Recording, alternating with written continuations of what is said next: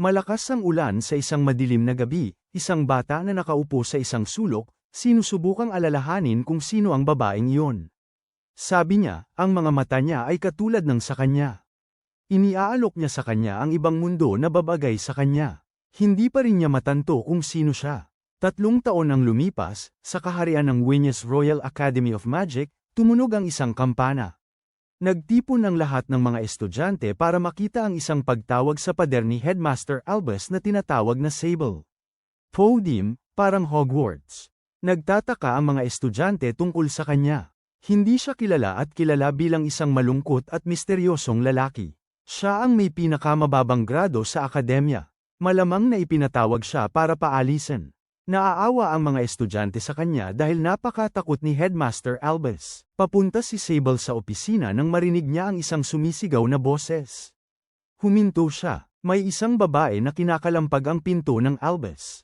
Nainis siya dahil hindi niya alam kung paano makapasok. Tinanong niya si Sable kung bakit siya pumupunta doon.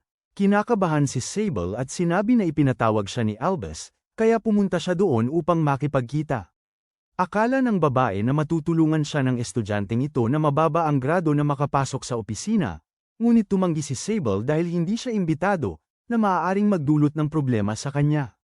Dahil dito, nagalit ang babae at kinuha ang larwang lude ni Sable, winawasiwas sa ere at idinikit sa kanyang leeg kaya walang ibang nagawa si Albus kundi lumabas.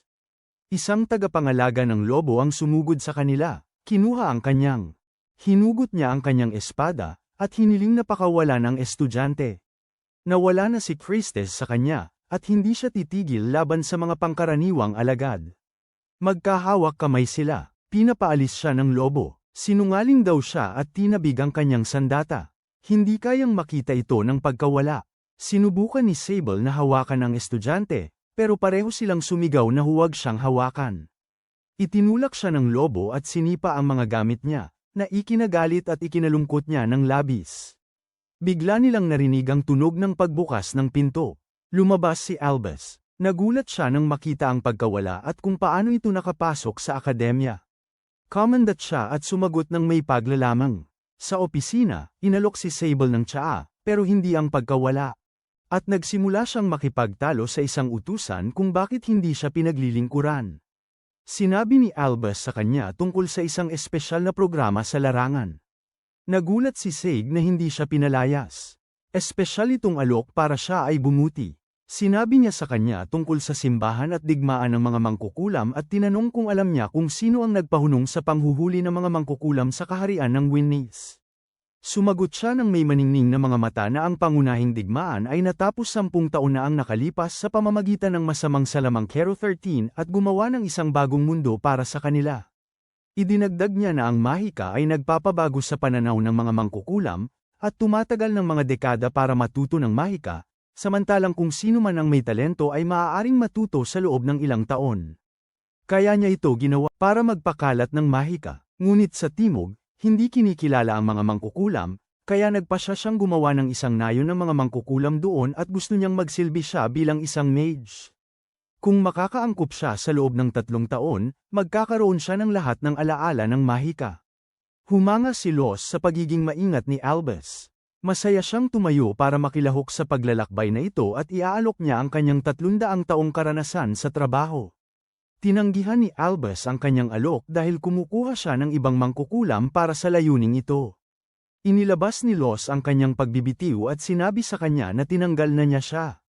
Pagkatapos ng lahat ng ito, pinayagan niya siyang magpatuloy, ngunit walang espesyal na pagtrato ang ibibigay, at pinapayagan din niya siyang makilala ang may akda ng grimoire. Labis na nasasabik si Los na makilala siya, ngunit sinabi ni Albus sa kanya na hindi niya ito makikilala kahit na malapit na siya. Kinabukasan, nagtipon ng lahat malapit sa timog na tunnel. Naroon din sina Sable at Los. Isang babae ang sumugod sa kanila at nagpakilala bilang Horde. Siya ay isang ika-4 na taon na estudyante. Sasama din siya sa kanila.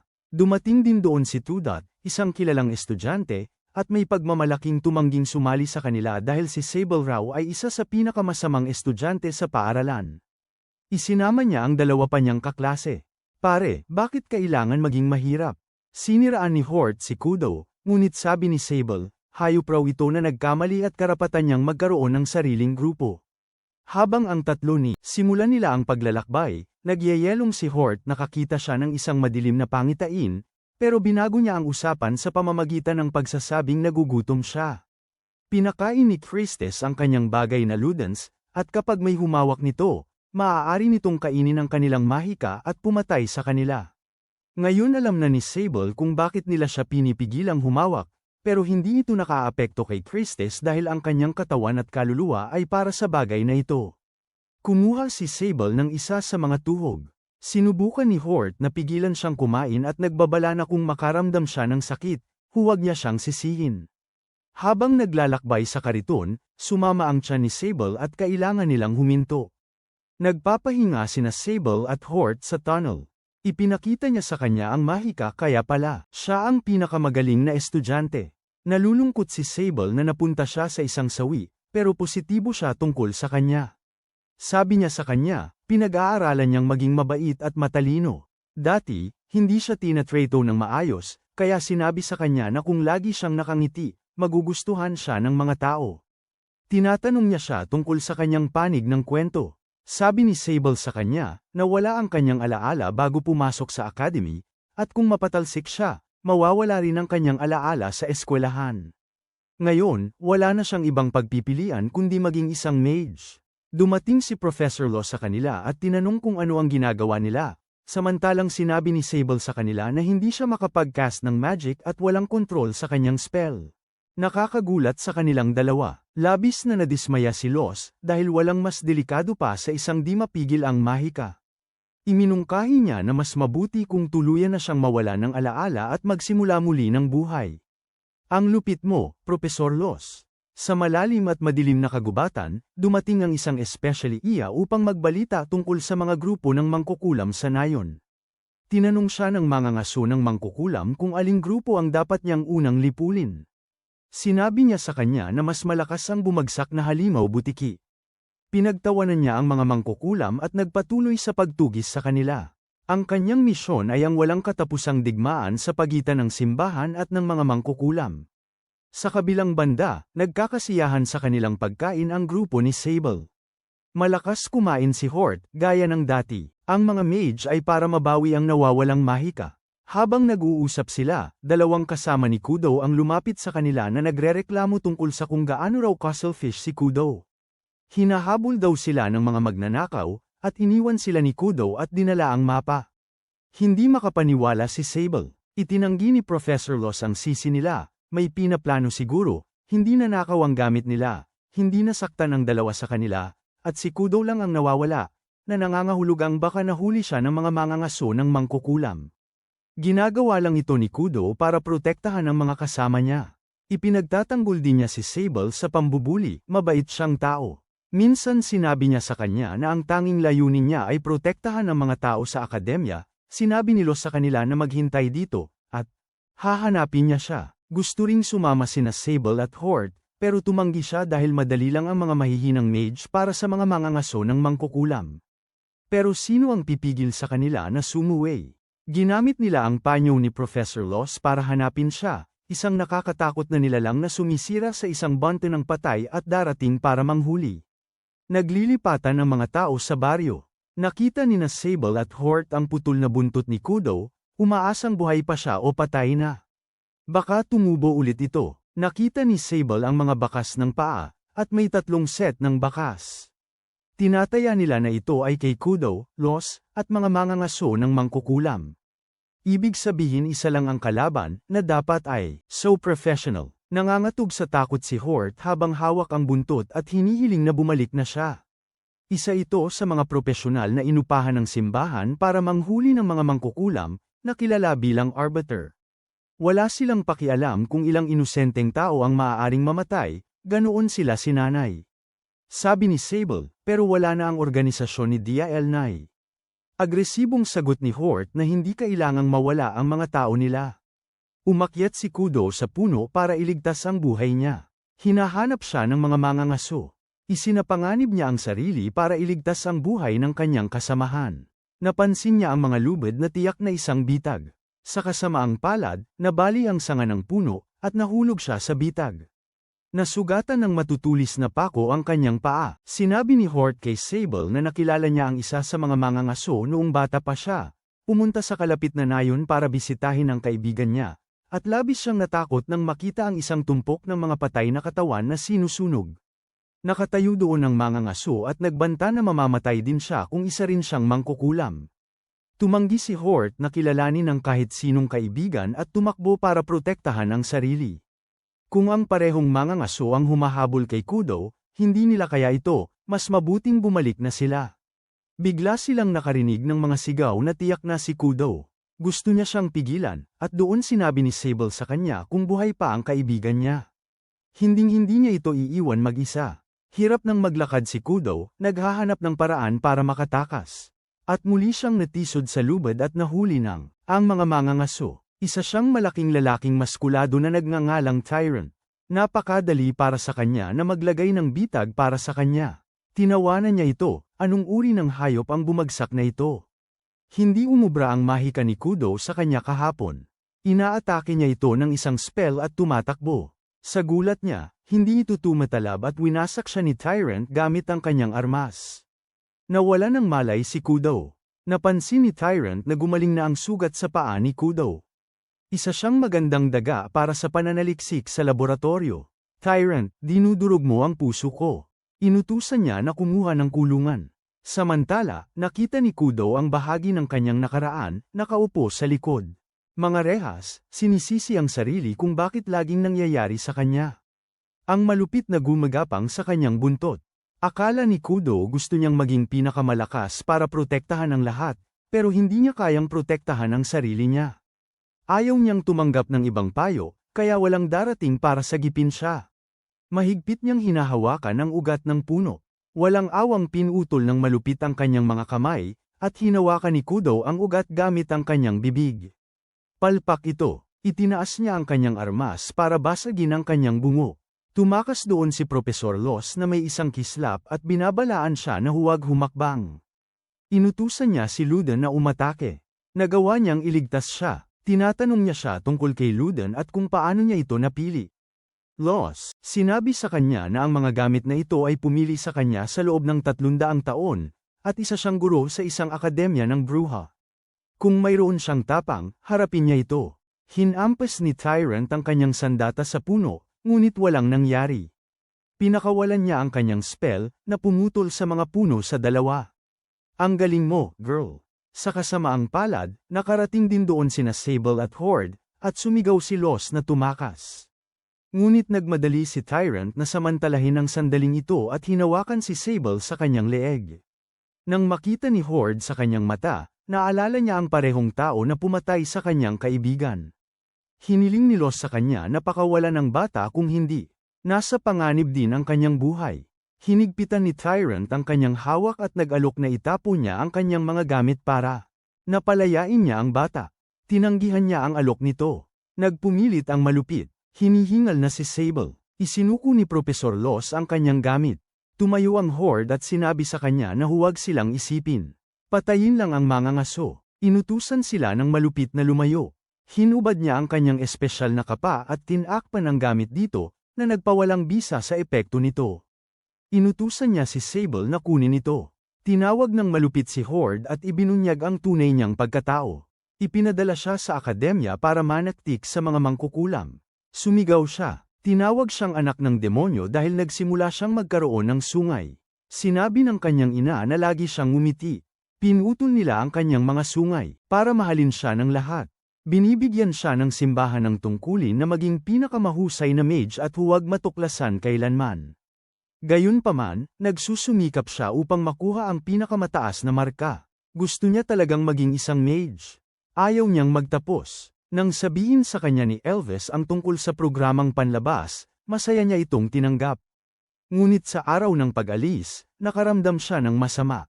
Wala siyang ideya kung sinong mga hunter ang darating. Ayaw niyang ipagkanulo ang lahat, kaya nilagyan niya ng lason ang kanyang pagkain ngunit kinain ito ni Sable. Hindi niya inakalang pupunta si Tyrant dito. Nakaluhod si Horde na mabigat ang mga mata, iniisip na kasalanan niya kung bakit napahamak ang lahat. Sa isang maliwanag ngiti, sabi ni Sable hindi niya kasalanan. Hindi makapaniwala si Horde kung paano niya nakapagbigay ng ganitong ngiti. Akala niya isa siyang taksil. Kinuha niya ang buntot ni Kudo mula sa bag at binigkas ang mahika ng huling mga talata. Dali-daling nagtakip si Tyrant ng kanyang balabal at itinapon ang spell. Gulat siya nang makitang hindi ito tumalab sa kanya. Tinawag siya ni Tyrant na traidor at lumapit para patayin siya. Sinulsulan ni Nalot at iba pa si Sable para gamitin siya. Pinigilan siya ni Professor Law ngunit pinalabas niya ang mahika, at tinipon nito ang lahat na parang pugad. Nawala ng malay si Sable, at nang dumilat siya, mahigpit siyang niyakap ni Horde. Ayos, himala, buhay silang lahat. Nagalit si Laws kay Sable.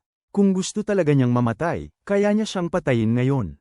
Ang paggamit ng kung anong bagay na, ether, ay nangangahulugan ng pagpapakamatay. Nagalit siya sa lahat dahil hindi sila nakinig sa kanya, sa maling paggamit ng mahika. Sa huli, ninakaw niya si Luden para kay Sable, hindi para sa kanya. Pagpapatuloy, tinanong ni Sable si Laws kung paano pa siya buhay. Sumagot ito na ang kanyang mahika ay walang hanggan at hindi na kayang higaitan pa ni Luden. Kaya, kailangan lang kontrolin ni Sable ang kanyang mahika. Hiniling din niya kay Kudo na sumama sa kanya, at sinubukan niyang makipag-ayos. Ngunit nalaman ni Professor Laws na, sa kanyang paraan, gusto ni Kudo na hanapin ang kanyang buntot. Samantala, ngumingiti si Horde at sinasabing ginagamit niya ito para sa mga alay sa spell na ikinagagalit niya. Tinitingnan ni Sable ang Starry Night. Lumapit si Horde na may mainit na tasa ng gatas. Tinatanong niya kung iniisip ba niyang siya ay isang taksil. Tumanggi si Sable. Natatakot siya kung bakit ang lahat ay mabait sa kanya. Hindi siya mabait, wala siyang pakialam sa iba. Inalis niya ang sombrero niya at hiniling na damhin ang kanyang sungay, bilang isang batang demonyo. Sinabihan siyang maglingkod sa simbahan para linisin ang kanyang kaluluwa. Ngunit pagkatapos mag-aral sa akademya, iniisip niyang siya ay isang nahulog na hayop. Kung ang nahulog na hayop at pag-aalala ay parehong mamatay, papasok sila sa bruha. Pinakailalim na linya, pagkatapos ay ipinapanganak ang mga sanggol na kalahating tao at kalahating hayop. Sa paglipas ng panahon, humihina ang kaluluwa ng mangkukulam at nagiging mas tao. Nagpapasalamat siya kay Laws, sinasabi niya sa kanyang siya ay isang nilalang na nagmula sa hayop at nagpapasalamat pa nga sa kanya dahil hindi siya nagsalita ng masama tungkol sa kanila. Hinalikan niya ito at natulog. Bigla, tumalon si Professor Laws sa kanya at sinabihan siyang humakbang, na sinabi niyang hindi niya naiintindihan ang mga bagay tulad ng pag-ibig. Tumawa siya sa kanya. Magiging masaya itong makita silang tatlo na nahihirapan. Kinabukasan, dalawang lalaki mula sa grupo ni Kudo ang tinanggal sa liga dahil sa paglalabas ng impormasyon sa simbahan. Ngayon, 4 na lang. Naiwan para planuhin ang paglalakbay, sinabi ni Laws na mahihirapan si Kudo na gumawa ng walang mga kamay. Dapat sana ay manumbalik ang mga ito. Ngunit naiinis si Kudo kaya itigil na ang pagsasabi nito. Nagtanong si Laws kung hindi ba niya pinag-aralan ang mahika ng pagpapagaling. Ang ika-4 na kabanata ng aklat na Grimoire of Zero ay para sa proteksyon at pagpapagaling. Namangha niya ang lahat sa kanyang kaalaman, ngunit tumanggi si Kudo na gumamit ng mahika dahil napakatindi nito na mauubusan siya ng mahika bago pa man mabuo ang kanyang mga daliri. May naisip si Laws, paano kaya kung gamitin ang mahika ni Sable?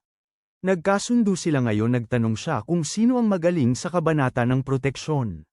Itinuro ni Sable si Kudo, akala niya magaling siya sa pangangaso, pero pinagtatawanan ng mga tao ang kanyang galing sa pangangaso. Para sa pagbabagong anyo, sinasabi ni Laws sa kanila na hawakan ang ilang sensitibong bahagi para maramdaman ang daloy, parang halik. Ay naku, hindi ko kayang panoorin ito. 3 sa kanila ang humahawak sa kamay at sinisimula ni Sable ang kanyang mahika. Binibigkas ni Kudo ang berso ng paggaling. Unti-unting nagsisimulang tumubo ang mga kamay at buntot sa kanyang katawan. Pagkatapos makita ito, lahat ay nagmamahal sa kanila, at kumakanta sila para sa mga mago. Oras na para simulan ang bagong paglalakbay. Habang naglalakad sa lungsod, nabangga ni Sable ang kariton. Sa kasamaang palad, napunta sa kanya ang lahat ng putik. May alam na magandang si Laws. Malapit na paliguan, at pumunta sila doon.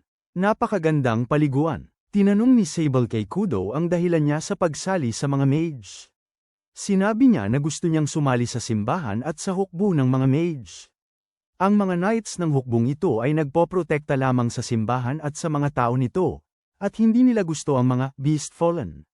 Hindi pa siya sapat na malakas, kaya ang pagiging mage ang pinakamagandang paraan para sa kanya. Tinanong siya ni Sable kung bakit gusto niyang sumali sa hukbo. Sabi niya gusto niyang maging katulad ng haring mananakop ng dragon. Noong sunugin ng sakuna ng bruha ang kanyang bayan, siya ay nasa loob ng isang kulungan kung saan dumating ang haring dragon para iligtas ang kanyang buhay ng nakangiti at makipagkasundo sa mga bruha. Nakakahanga ang kwentong yon. Tinanong niya si Sable kung bakit siya sumali sa akademya. Siya, bumubulong ng malakas nang dumating si Professor Los sa kanilang banyo na walang saplot, na ikinahiya nila kaya't nagtatakbo palabas ng banyo at nabangga sila ng grupo sa may pintuan. Nako, nakakahiya. Maganda ang pakikitungo ng mga tag-aron sa escort dahil kilala nila si Professor Los. Tuwang-tuwa sila sa lawa at camping, at tinuturuan din niya sila ng mga paraan ng pangangaso. Tumutulong sa mga nangangailangan at natututong gumamit ng mahika. Naiisip ni Sable na sa loob ng 3 taon sa akademya ay hindi pa siya nakaramdam ng ganitong kapanatagan. Lahat ito ay dahil kay Los. Niyayakap siya ni Horde dahil mainit siya tulad ng isang ina. Tanong ni Kudo kay Los kung ano ang gagawin niya pagkatapos ng escort na ito. Sabi niya, makakatagpo kay Mud Black Witch, ang may akda ng aklat ng grimoire. Hindi nila maintindihan ang punto ng pagpupulong. Sinasabi niya sa kanila na ang pamumuhay ng 300 taon ay nagpapasawa sa kanya sa pagkain, pagtulog. Hindi siya interesado sa mga anak o pag-ibig at romansa. Mayroon lamang isang bagay na natitira na nagpapasaya sa kanya. Sumagot si Horde, nakakatuwa ba ito? Itinatangi niya at sinasabi sa kanila na naghahanap lamang siya ng mga bagong karanasan at panganib. Ang mga bagay na kinatatakutan ng mundo ang nagpapasaya sa kanyang puso. Mahirap para sa kanya na manatiling normal. Sabi ni Sable, sa palagay pa rin niya na siya ay mabuting tao. Bueno, dahil dito ay napapahiya si Los. Masaya siya sa kanilang kumpanya. Isang bata ang tumakbo patungo sa kanila. Humihiling sa kanila na magtago.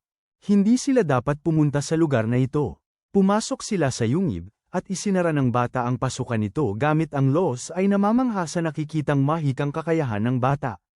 Patahimikin niya ito gamit ang isang harang na hindi humaharang sa tunog.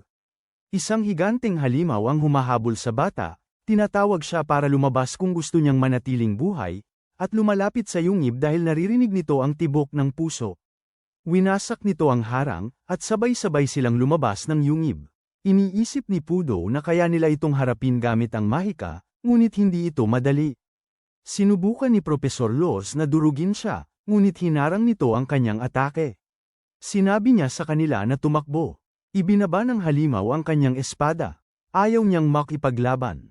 Halos hindi niya kaya manalo. Gusto niya ang bata para bumalik sa nayon, at malapit na niyang matapos ang kanyang gawain. Tumakbo ang bata para yakapin ang kanyang ama. Sinabi niya sa kanya na iniligtas ng mga taong ito ang kanyang buhay, at tinatawag nila ang kanilang mga sarili na mga mage. Tinanong ng pari kung ang tatlo ay galing sa programang panlabas. Nagulat si Sable na alam niya ang tungkol sa kanila. Idinagdag lang niya na alam ng mga residente ng target na nayon ang tungkol sa mga kalahok. Ang kanyang biglaang reaksyon ay iniinsulto sila bilang mga walang utak, ngunit humingi ng paumanhin dahil kinamumuhian niya ang mga mangkukulam mula sa core. Sinabi ni Leos sa pari na iniligtas siya ng tatlo. Sinabi niya na yon ay kapusukan na harapin nila ng harapan ang halimaw na mercenaryo dahil ito ay mga tauhan ng mangkukulam. 2 taon na ang nakalipas, nagbago ang may-ari ng nayon. Iniwan ito ng tagapangasiwa ng estudyante at ipinasa sa isang sumalakay. Maraming tanong ang bumabagabag sa kanila. Ngunit napag-isip-isip ni Sable na ang mga estudyanteng pasaway lamang mula sa akademya ang ipinadala rito. Iniisip ni Holt na gusto silang alisin ng akademya. Naiisip nilang bumalik sa akademya para magreklamo, ngunit nanganganib na mapatalsik. Sinabi sa kanila ng pari na ang hindi pagtupad sa kanilang tungkulin ay maaari ring magdulot sa kanila ng problema. Iminungkahi ni Puedo na ipagbigay alam sa simbahan at hukbo ng mga salamangkero upang talunin ang mangkukulam na iyon. Ipinaalala sa kanya ng pari na hindi aabalahin ng hukbo ang sarili nila para sa isang simpleng nayo ng mangkukulam. Biglang sumulpot si Leos at sinabihan silang magduda dahil laging may higit pa sa nakikita. Tinanong niya kung kakampi ba ang pari sa kalaban o may mas malala pa. Bagamat ang madaling solusyon ay patayin ang mga pinaghihinalaan, naniniwala si Leos sa maingat na pagsusuri bago kumilos. Kaya, pinakiusapan niya ang pari na ipakita ang buong nayon. Nagpunta ang grupo sa nayon at sa wakas ay nagkasama muli si Ols at ang kanyang anak. Ipinakilala pa ng pari ang tatlong bata bilang mga tagapagtanggol ni Leos at mga estudyante sa field program. Nagpasalamat si Ols sa mga bata sa pagprotekta kay Leos. Sinabi ng pari kay Ols na pinaghihinalaan siya ng mga estudyante na kumakampi sa isang mangkukulam. Sang-ayon si Ols na kainahinala ang kanyang hitsura. Sinabi ni Ols sa mga estudyante na magpahinga muna para sa gabi. Ipinasyal sila nina Leos at Ols at ipinakita ni Leos ang paaralan. Gusto rin siya ng mga taga-baryo dahil sa anteng-anteng ng mangkukulam. Kinwestiyon ni Puedo ang kanyang kadakilaan, kung sa huli ay iniwan niya ang baryo, paano siya igagalang? Medyo tahimik din ang baryo dahil sa pagdating ng mga dayuhan dito. Sa huli, dinala sila ni Ols sa kanilang bahay na nakakatakot ang hitsura. Nakasabit sa labas ang mga manyika para sa bawat taong naninirahan dito dahil pinipigilan ng mga ito ang mga tao na tumakas mula sa baryo. Pumasok sila at sinuri ang bahay. Pagkalipas ng ilang sandali, si Leos, nagpasyang patayin ng bruha at si Albus dahil iniwan silang lahat dito. Galit na galit si Leos sa ginawa ni Albus. Tinitignan ng tatlo si Ejali, tumatawa si Leos at hindi siya sinamahan, na ikinapanlumo niya. Nakaramdam siya ng pangamba at ang mga anak niya sa panahong ito ay wala na ring gana. Iminungkahi ni Ols na bumalik sa Huenies at humingi ng tulong sa simbahan at hukbo ng mga mage. Ngunit sinabi ni Sable na magiging larangan ng digmaan ang nayon. Naguguluhan si Sable tungkol sa moralidad ng mga aksyon na ito, kaya sinabi niya sa kanila na kumilos sila. Pinigilan siya ni Puedo sa pagsasabing ipinapasok niya sila sa laban na talo na, at wala siyang patutunguhan. Mamatay, sinusubukan ni Ols na pakalmeyan si Puedo pero hindi siya nagtatagumpay. Binanggit ni Sable na hindi sulit ang mapatalsik bukod pa roon. Barado rin ang kanilang mga alaala, at dahil nahawakan na niya si Ludens minsan, hindi rin siya natatakot mamatay. Kinatatakutan ni Holt ang mga kaisipang ito, kaya humihingi ng paumanhin si Sable at sumasang-ayon sa kanyang mga salita. Hinihiling niya kay Puedo at Holt na lisanin ang baryo kung natatakot sila. Lumuluha si Holt dahil ayaw niyang mamatay si Sable. Si Sable, bilang isang taong hindi maintindihan ang sitwasyon, ay hindi maintindihan ang kanyang nararamdaman. Tumakbo si Holt, kaya hinabol niya ito para humingi ng tawad nang hindi naiintindihan kung bakit. Ipinapaliwanag ni Los na ang mababang pagtingin sa sarili ay maaaring makasakit sa iyong mga mahal sa buhay. Puedo, nagbubuod na nagmamalasakit siya sa kanya, at kaya siya umiyak, dahil magkaibigan naman sila sa huli. Hindi rin gusto ni Sable na mamatay si Holt. Si Holt ay nasa simbahan, pinagdududahan ang kanyang pagiging isang mage. Humihingi ng paumanhin si Holt kay Lily dahil sa paggambala sa kanyang paglilinis. Tinatanong ni Holt ang kasuutan ni Lily dahil hindi naman umuulan. Tinatanong ni Lily kay Holt kung bakit siya malungkot, kaya binanggit niya ang kanyang pag-aaway kay Sable. Tinatanong ni Holt kay Lily kung mahal niya ang pari. Nagpakita ang pari sa likod nila sa sandaling iyon. Tinatanong ni Puedo kay Los kung mayroon silang tsansa na manalo laban sa mangkukulam. Tumingin palayo si Puedo na natutuwa. Pinapalabas ng pari si Lily. Hinihiling ni Holt sa pari na huwag pag-alitan si Lily, habang inaaliw lamang niya si Holt. Ipinapaalala niya kay Holt na wala siya sa posisyong mag-alala tungkol sa iba. Tinatanong niya kung nag-away sila ng kanyang kaibigan. Kaya, naiisip niya na maaaring kasalanan niya dahil hindi siya nakaintindi. Pinigilan siya ng pari habang padalos-dalos siyang papunta sa isang bayang kontrolado ng mga mangkukulam. Binanggit niya na ipinagkanulo niya ang simbahan pagkatapos ng 4 na taon sa Akademya ng Mage, na nagbibigay katwiran sa kanyang mga gawa ng pagtataksil. Siya ay iginapos ng pari na parang sugat ng sinulid. Humingi ng tulong si Holt, ngunit itinutok niya ang isang karit sa kanyang lalamunan upang patahimikin siya. Sa bahay, ang tatlo ay tensyonado dahil nawawala si Holt, kaya tinuntun nila siya sa pamamagitan ng kanyang bakas ng mahika. Nauwi sila sa isang yungib at pumasok sa loob. Biglang tumigil si Los sa gitna dahil nakakita siya ng dugo sa sahig. Mula rito, ang mga bakas ay hindi na lang kay Holt. Nagpasya si Los na sumulong habang sinasabi niya na inaanyayahan sila ng bruha sa loob. Iniisip ni Puedo na nababaliw na siya at ipapahamak sila nito. Sinabi lang niya kay Puedo na ang mga Mage Knight, ang props yung pinagsusumikapan niyang abutin, ay walang kinatatakutan dahil ang kanilang simbolo ay ang mismong haring mananakop na dragon. Sa takot sa kanyang buhay, tumakbo palabas si Puedo na nakatiklop ang buntot, sinasabing mahina siya at hindi siya tatakbo patungo sa kanyang kamatayan sa ganitong paraan. Hinarap ni Yahweh si Puedo, nasa labas siya, gusto niyang sumama si Puedo sa kanya at magpalit ng panig. Sinusubukan ni Sable na paliwanagin ang yungib tulad ni Puedo. Nagawa niya sa pangalawang pagsubok. Inaakit ni Yahweh si Puedo na ipapasok niya ito sa hukbo at magkakaroon ng kasunduan sa bruha kung papayag ito sa mga kondisyon niya. Nagtanong siya tungkol kay Holt kay Yahweh. Binanggit ni Yahweh na kinain niya ito at malambot ang karne ng dalaga. Nagalit si Puedo at nagbanta na aawayin si Yahweh dahil sa kanyang krimen. Sumulong sina Los at Sable, at sinabi niya kay Sable na madali siyang target ng mga bruha dahil sa kanyang dami ng mahika. Ngunit ipinakita niya ang kanyang determinasyon na iligtas siya bilang kanilang kaibigan. Ipinangako ni Sable na ililigtas din niya si Los kung siya ang nasa parehong sitwasyon. Bigla, naramdaman ni Los na bumukas ang isang pinto at hinayla ng isang baging si Sable palayo. Sumulpot ang pari mula sa likod at itinulak si Los sa loob ng parehong silid, iniwan siyang walang ludens. Nakakandado sila sa loob at binanggit ng pari na dapat pinatay na nila siya noong nagkaroon sila ng pagkakataon. Bigla, umilo ang sahig at nagpakita ang isang puting buhok na mangkukulam sa dalawa. Inilipad niya si Los gamit ang isang pitik ng daliri at itinapon ang duguan na sombrero ni Holt kay Sable. Naalala ni Sable na ang babaeng ito ay ang parehong taong nakilala niya 3 taon na ang nakalipas sa ulan. Tinawag ng puting buhok na babae si Sable palapit sa kanya dahil hinihintay na niya ito. Hindi maintindihan ni Sable kung ano ang nangyayari, kaya tinanong niya ang pagkakakilanlan nito. Lumapit si Los, sinasabi sa kanya na huminahon dahil ang mga mata ng mangkukulam ay may taglay na mahika. Sinabi ng babaeng may puting buhok kay Los na nakaharang siya, kaya't nagbato siya ng salamangka upang itulak siya palayo at bumagsak siya sa tabi ni Sable. Sinimulan ng mangkukulam na puti ang buhok na sabihin na si Los ay isang nagpapanggap lamang na tumatawag sa kanyang sarili na isang mangkukulam habang hindi niya kayang gamitin ng maayos ang mahika. Hindi ito nakalulugod sa kanya. Sinabi pa niya kay Sable na siya ay pambihira at mas magaling kaysa kay Los. Pagkatapos sabihin ito, itinapon niya ang isang duguan na sombrero na pag-aari ni Holt.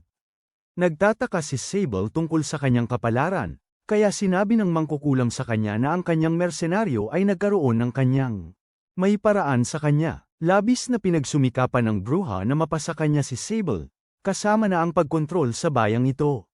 Nag-iisip ng labis si Sable na ang lahat ng nangyari, mabuti man o masama, ay dahil sa kanya.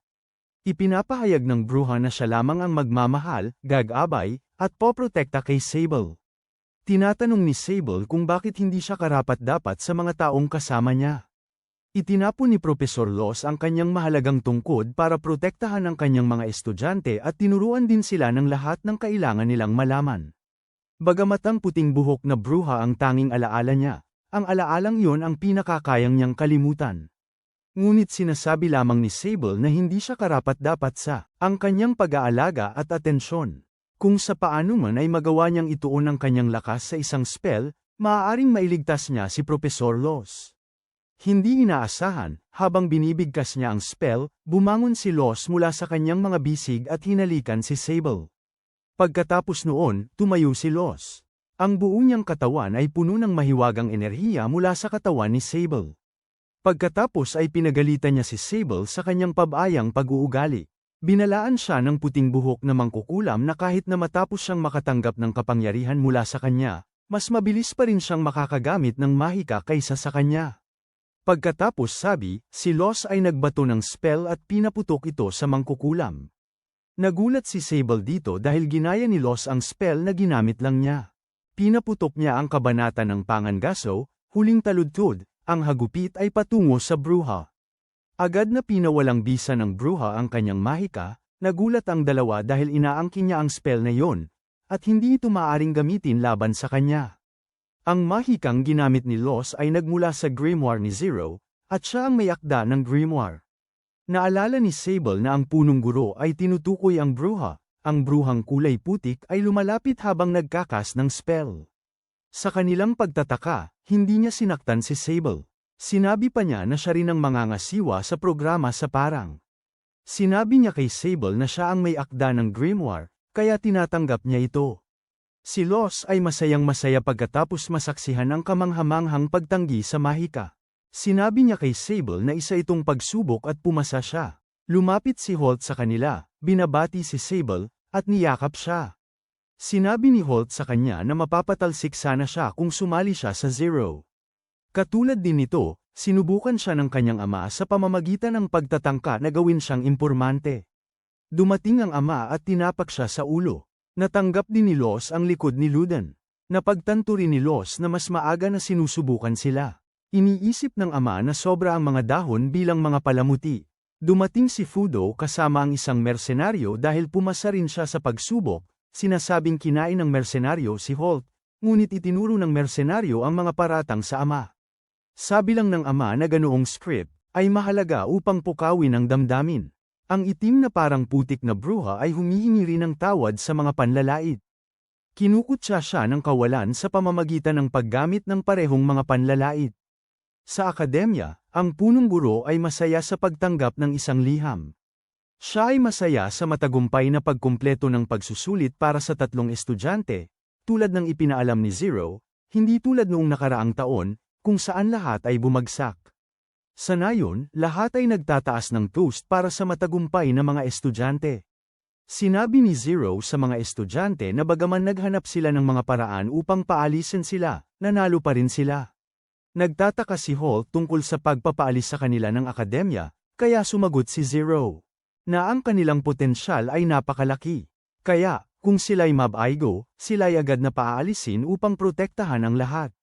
Bagamat ang unang dalawa ay nagpakita ng mga palatandaan ng pagtataksil, ang tatlong ito ay maaaring humantong sa mas malaking sakuna kung sila'y lumihis. Tinawag ni Zero si Holt na kapantay ng mangkukulam na tagatawag ng buwan, ang punong guro ng akademya.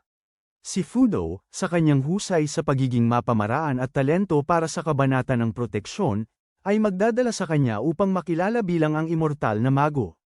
Si Sable at ang kanyang walang hanggang bertud ng mahika ay magbibigay sa kanya ng mga siglo upang mabuhay habang maaari niyang hasain ang kanyang mga kasanayan hanggat gusto niya.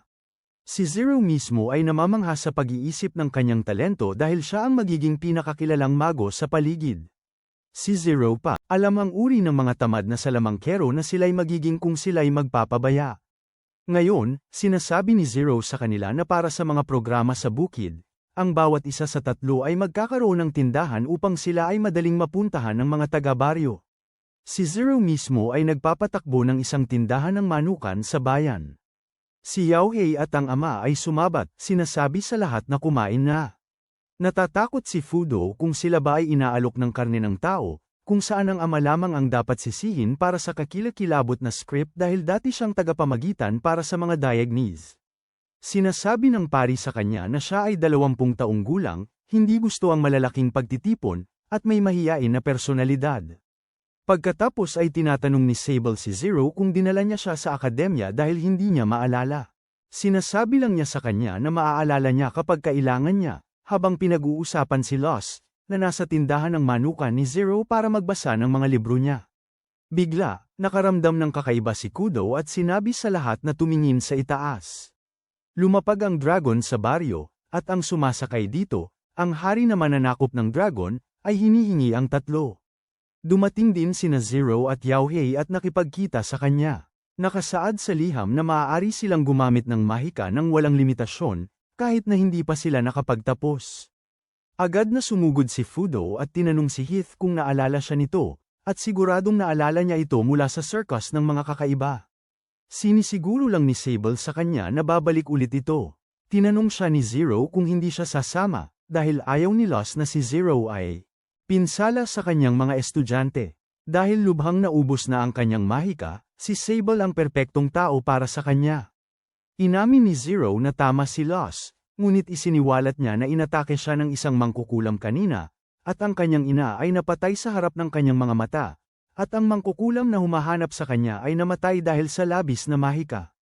Tinanong siya ni Lost kung bakit niya ito ginagawa sa kanya, kaya isiniwalat ni Zero na si Sable ay kanyang pamangkin, na humantong sa masamang mago, na si 13 ang kanyang ama, ang siyang nagnakaw sa grimoire ni Zero upang gumawa ng isang mundo ng mga mangkukulam. Si Old ay kumukuha ng iba't ibang trabaho bilang imahe ng kamay. Ginagamit ni Kudo ang kanyang panggamot na mahika, magtrabaho bilang isang assistant sa isang klinika. Si Sable ay nagpapatakbo ng isang magic shop sa kanilang tahanan upang magbigay ng mahika sa mga nangangailangan. Si Old ay muling humihingi ng kanyang mga serbisyong mahika, dahil hindi siya makuntento dito, katulad ng isang batang humihingi ng candy. Si Kudo ay dumadaan sa parehong pamamaraan tulad niya at nakakaramdam ng pagkaasiwa tungkol dito. Si Old at Kudo ay umalis para magtrabaho habang si Sable ay nananatili, nag-iisip tungkol sa kung paano siya nanirahan dito. Pumasok si Lost na may dalang basket ng tinapay at binati si Sable pagkatapos. Sinabi niya kay Lost tungkol sa paninirahan dito, kahit na hindi pa siya umaalis ng bahay. Kinumprante siya ni Lost ng mariin dahil hindi niya masanay. Sanayo ng ganito, pero kailangan niya na nandito sa bahay kung sakaling maubusan ng mahika ang sinuman, saka kailangan din niyang maglinis at maglaba. Sa sobrang sipag niya sa paglilinis, sinimulan na rin niyang labhan ang mga damit ni Hulk. Natakot siya dito at nagsimulang itago ang kanyang mga damit panloob sa ilalim ng kanyang kama, pero nahanap pa rin ito ni Sable at nilaban pa rin. Pinapagalitan siya ni Lost dahil halata namang itinatago niya ang kanyang mga damit panloob sa kanya, dahil hindi naman gustong ipaglaba sa isang lalaki ang kanyang mga damit panloob ng isang masipag na dalaga na tulad niya. Sa paraan pa naman niyang ilarawan ang mga mantsa sa kanyang mga damit panloob, magmumukha siyang masamang tao sa nayon kung may makaalam na naglalaba siya ng kanyang mga damit ng ganito. Napahawak si Lost sa kanyang ulo sa pagkabigo dahil sinasabi niyang, banggitin ito kay Hulk. Tinatanong niya si Sable kung gusto siya ni Hulk. Bagamat hindi niya alam, inaamin ni Lost na gusto siya ni Hulk. Dahil sa kanyang kawalan ng kaalaman, baka gusto na lang magdabog ni Lost. Sinabi ni Lost sa kanya na nagpapakita ng respeto ang mga tao sa mga taong gusto nila. Pakiramdam ni Sable na ang ginagawa niya ay parang trabaho, at hindi niya ito magawa nang hindi siya nababalisa. Naalala ni Lost ang sinabi ni Zero tungkol sa pagkaalipin niya sa sarili. Tumayo si Lost sa mesa at niyakap siya sa ulo, ngunit dahil sa mga gawaing bahay, hindi siya makapag-aral dahil tila mas kapaki-pakinabang ang pagsuporta kay Hulk at Kudos. Ngayon, naubusan ng dahon ng tsaa si Lost, kaya inutusan niya siyang magdala ng mga dahon. Bagamat nag-aalangan siya, pero matapos ang ilang pag-impluwensya ni Lost, nagpasya siyang dalhin sila. Pagkatapos ay naisip niya kung paano ang paggawa ng gawaing bahay ay nagpapahintulot sa kanyang manatili sa bahay. Ngunit sinabi ni Lost na ayaw na niyang umalis ng bahay at palaging gumagawa ng mga gawaing bahay. Paglabas niya, sinalubong siya ni Leos. Ginabayan niya si Sable sa gubat at dinala siya sa mga dahon ng tsaa. Nakita ang daan sa unahan, sinabi ni Sable na mas mabuting bumalik na lang. Kaya nagpatuloy si Leos ng mag-isa upang pumitas ng mga dahon. Umakyat si Leos sa isang puno at nagtanong kung galit sa kanya si Sable, dahil nagsinungaling siya at nakalimutan na niya ang daan pabalik. Sinisi ni Sable ang kanyang sarili sa pagiging nalinlang at tatanggapin na lang ang pagpapagalit mula sa ama ni Leos. Habang inaaliw niya si Leos, hinayla ng isang daga ang kanyang pantalon. Ito ay, ang kaibigan ni Leo, si Lily, na pumunta rito para akayin sila pabalik. Maraming daga ang sumasali, inaakay ang dalawa pabalik sa nayon bago ang simbahan. Doon, nakita ni Leo ang kanyang ina. Hinawakan siya nito ng galit na parang sipit at dinala siya palayo. Sinalubong ng pari si Sable na may nakakatakot na aura at inanyayahan siyang pumasok para magpahinga at kinukutya siya ng pari dahil hindi pa siya nakakarating sa maraming lugar dahil sa pagiging sarado niya. Sumulpot si Lily habang itinatago ang kanyang mukha, para hindi mabigla si Sable. Hinihingi niya ang kanyang balabal, ngunit inutusan lang siyang magluto ng pagkain para kay Sable. Hindi maintindihan ni Sable ang kanyang mga tanong. Nagtatanong siya, Lily kung magluluto siya, at pumayag siya. Tinanong din niya yon sa pari. Sabi ni Lily na pangit ang kanyang luto. Kahit si Gordon Ramsay masusuka sa mga pagkain niya. Tumanggap si Sable ng pagkain na may sabaw, tinapay. Kanina, naglakad siya papunta sa lugar ng mga pukyutan kasama si Leos kung saan nanggaling ang pulot. Binalaan niya si Sable na mapanganib ang gubat dahil may mga lobo rin sa gabi. Napayuko si Sable. Pinasigla siya ni Lily, sinasabing mainitin ang ulo ng ama. Pagkatapos sinabi ni Sable sa pari na pumasok siya sa gubat para maghanap ng dahon ng tsaa. Kinutya niya si Sable na hindi man lang nag-abalang hanapin ang umalis ng lugar at pumasok. Pero ang mga dahon na ito ay tumutubo malapit sa bahay ni Zero, at ang pananatili sa loob, laging naghihintay na pumasa si Zero sa mga pagsubok, ay hindi siya dadalhin kahit saan. Umaalis siya sa simbahan at nakasalubong siya ni Holt na may pagtataka dahil hindi siya umaalis ng tindahan. Nakita ni Sable ang mga bahid ng dugo sa kanyang manggas. Sabi ni Holt, lumabas siya kasama si Yauhi sa gubat, pero inatake sila ng mga lobo. At ngayon gusto ni Yauhi na alagaan ni Lily ang bar. Sinabi ni Lily kay Holt na malakas siya at sinadyang magpabugbog. Pero napag-alitan si Holt dahil sa ginawa niyang mahika na hindi niya natapos. Inalo siya ni Lily. Dumating si Los, hindi inaasahan na magkikita si Holt at Sable sa labas. Sinabi niya sa kanya ang tungkol sa trabaho bilang taga-supply ng mahika. Los, dinala si Sable kay Zero, nakaupo sa tabi ng sugatang si Yauhi. Hinalikan ni Zero si Sable para simulan ang paglilipat ng kapangyarihan. Kahit sa ganitong sitwasyon, nagselos si Yauhi sa halik na parang batang babae. Nagtanong si Sable kung mapapatalsik si Holt dahil nagalit sa kanya si Yauhi. Naalala ni Sable ang insidente kay Leo. Bago umalis, hiniling niya kay Zero na ibahagi ang mga dahon ng tsaa kay Los. Pinag-usapan ni Yauhi, Los, at Zero ang kanyang pagiging malayo sa tao, dahil naglilinis lang siya ng bahay at nagbibigay ng mahika. Dahil lumalaki na ang iba, gusto ni Los na tapusin ang paglayo niyang ito. Kaya binigay niya sa kanya ang gawain na ibahagi ang dahon ng tsaa. Sabi ni Zero, iba-iba ang bilis ng paglaki ng bawat isa. Binanggit lang ni Yauhi na sapat ang pagsupply niya ng mahika. Nagtampo si Los na parang bata dahil gusto niyang maging magagaling na salamangkero ang tatlo, at hindi yun ginagawa ni Sable. Paano kung hindi matuto ng mahika si Sable at magtrabaho lang bilang taga-supply ng mahika? Gusto lang ni Yauhi na sundin niya ang gusto niya. Sa akademya, pinaghihinalaan ni Albus si Holtam sa pagsusuri nito sa baryo. Alam niyang may gusto ito kay Sable. Gayunpaman, hindi niya huhusgahan si Sable para sa mga krimen ng kanyang ama, na hindi niya pa nakikilala. Sa bahay ni Zero, nagtanong si Los kung bakit nandito ang mga damit ni Yauhi, kung saan sumagot siya na siya ay minsan natutulog dito. Agad silang pinaglalapit ng pagkawala. Sabi ni Zero na huwag gumamit ng kapamilya para kumuha ng mahika tungkol sa kamakailang paglipat ng mahika, pero ang trabaho niya ay magbigay, kaya hindi siya dapat makonsensya. Gayunpaman, kung hihilingin niya na ibigay ang lahat ng kanyang mahika, maituturing itong pagsasamantala, at walang garantiya tungkol sa limitasyon ng kanyang mahika. Ngunit kung hindi tatanggap ng mahika si Zero, siya ay lulupaypay at mamamatay. Naglalakbay si Holtam sa isang karawahe, at kasama niya ang tagahatol na sumugod sa tatlo, hinihingi ang kanyang susunod na gawain mula sa lobong Beast Fallen. Sa pagbabalik sa nayon, nagtatanong si Sable, magtatanghal ang mga Leos sa bayan kinabukasan. Sa hating gabi, nagising si Kudo at nagtanong tungkol sa susunod niyang pasyente. Pagbalik sa lugar, naalala niyang ginamo niya ang lahat ng pasyenteng hindi kayang bumili ng gamot at apektado ng nakakahawang sakit gamit ang kanyang mahika. Bumaba siya at sinabi sa kanya ni Holt na nawalan siya ng malay habang ginagamot ang mga pasyente dahil sa pagkaubos ng mahika. Nang marinig ito, agad na tinanong ni Kudo kung namatay si Yauhi. Muling nagbukas ito ng lumang sugat para kay Holt dahil nasaktan niya ito kanina.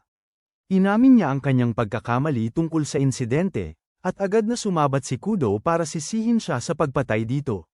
Sinagot lamang siya ni Holt sa pamamagitan ng pagtawag sa kanya na isang taong may kakulangan sa mahika. Nag-away sila, parang mga bata sa elementarya habang nagbibiro siya tungkol sa pananakit sa kanya.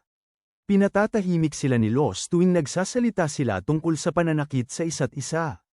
Tinatanong ni Los kung paano nila haharapin ang kanilang mga pagkakamali. Nagdesisyon si Holt na huwag munang gumamit ng mahika sa laban hanggat hindi pa siya ganap na dalubhasa. Si Kudo ay gagamit lamang ng mahika sa mga emergency at magkokonsulta muna sa kanyang boss.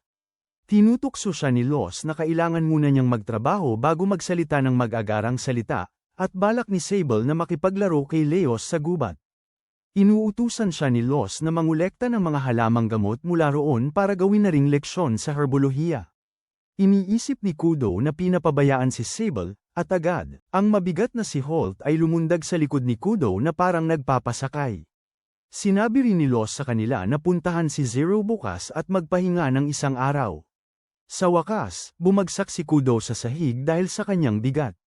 Parang isang ina, kumaway si Los ng 3 beses bago sila umalis papunta sa trabaho. Sinabi ni Holt na parang ina si Los, mahigpit at mabait.